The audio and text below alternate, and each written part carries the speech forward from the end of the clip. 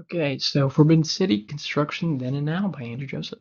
The Forbidden City was constructed between 1406 and 1420 under Emperor Yongle of the Ming Dynasty. It had 980 buildings, 8,700 rooms, and was approximately 100 acres big. So it worked as the imperial, political, ceremonial, and residential center for the Ming and Qing dynasties. The Forbidden City represented centralized authority in architecture, urban planning, and social hierarchy. Construction required roughly 14 years of labor coordination, including thousands of artisans, engineers, and laborers, and it was the residence of the emperor and was the seat for the imperial power. The cultural significance. The layout aligns with the famous Feng Shui principle, symbolizing harmony with the cosmos. It was aligned along the north and south axis. The yellow roof symbolizes the centrality and power. Red walls represented prosperity, good fortune, and protection against evil.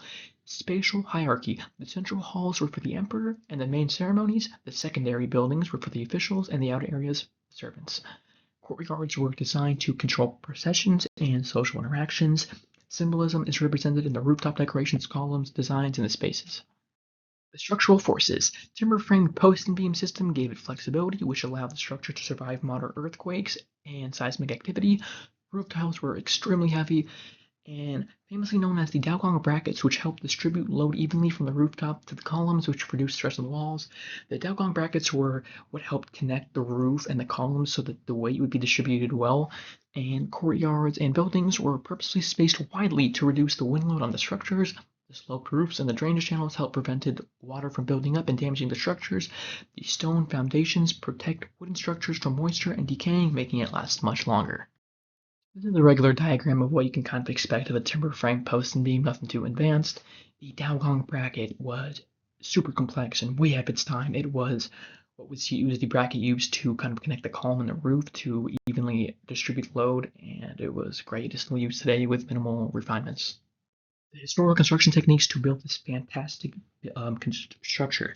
Large timbers were harvested from southern China and transported by river barges, carts, or human porters for over hundreds of kilometers. Mortise and tenon joinery allowed complex interlocking of timbers without nails. Wooden scaffolds, known as false work, is used to support heavy beams during construction.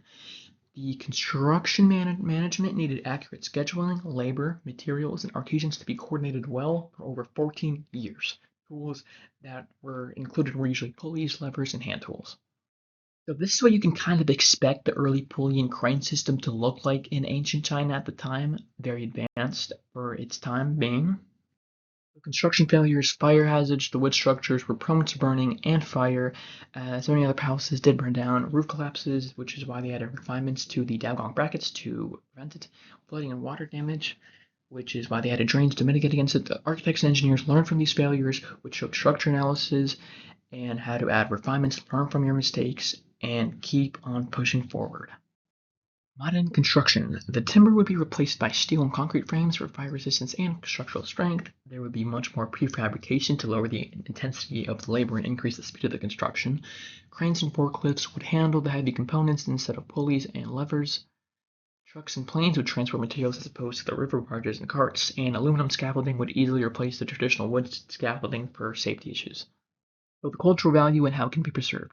To maintain the traditional look of the roofs, colors, and formation, to preserve the meaning and the cultural value, digital modeling like BIM and CAD can keep it as historically accurate as possible by giving a digital representation of proportions and dimensions.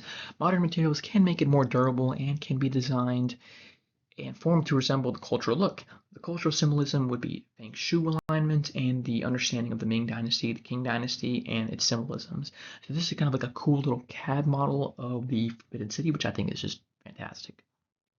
So this kind of touches back on what I was previously saying. These are just a beautiful chart that I made of the construction features, how they would be historically used as they were constructed in Forbidden City, and how the modern equivalent, how it would be built if it was built today. And it does an awesome representation showing how that works. It's fantastic. Forbidden City is a beautiful structure. Not only is it one of the coolest structures in mainland China, I think it's one of the coolest structures in the world. And I think it's fantastic and so interesting of the culture that kind of helped construct it.